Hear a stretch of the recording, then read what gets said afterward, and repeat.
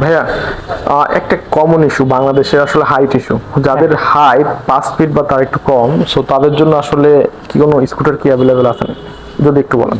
Scooter পয়েন্টে একটি নয়, দুইটি অপশন আপনার জন্য থাকছে, যেখানে কি নিয়ে প্রিমিয়ামনেস এবং হচ্ছে প্র্যাকটিক্যালিটি দুইটার একটি কম্বিনেশন নিয়ে কিন্তু স্কুপির ধারণা তৈরি করা।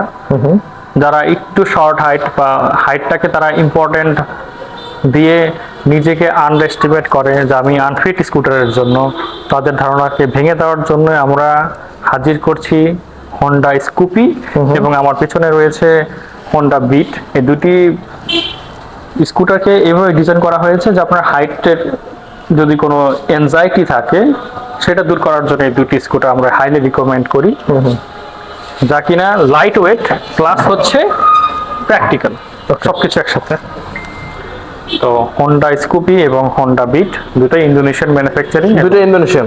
110 সিসি সেগমেন্টের স্কুটার।